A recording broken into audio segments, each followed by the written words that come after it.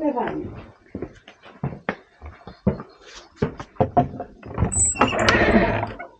ببخشید.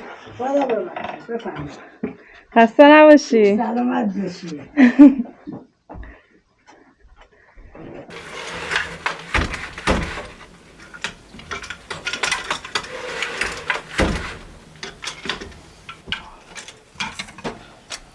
هستی شما؟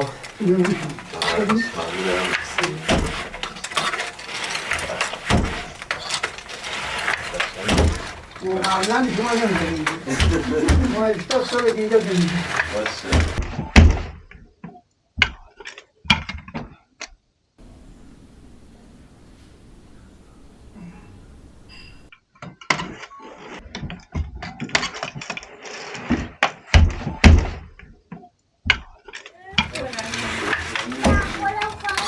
بله بیا پله سر رو دارم زن اموری کشیره؟ بله کاسه دار سکی میکنه من بیار بالا بیار بالا دختر مرحبا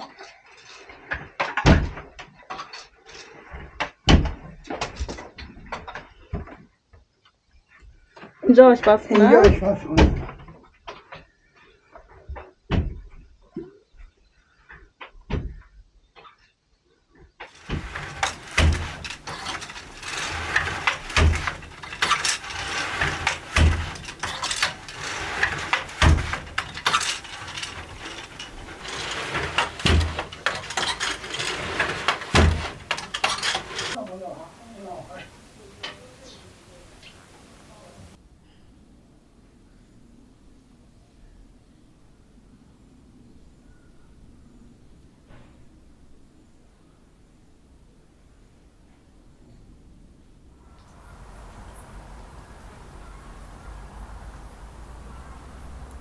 یعنی بهترین چوب جنگل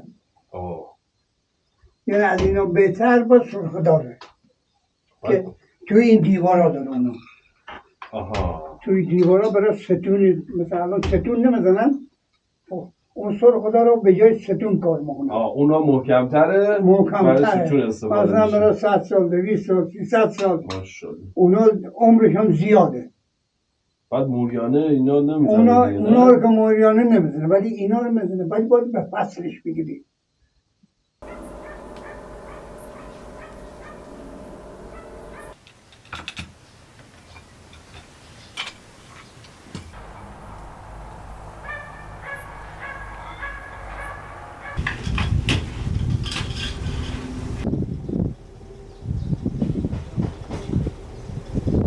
بله دیروز بخواست روی پریر نمیدونم دیروز زنگ بزنه نازه دیگه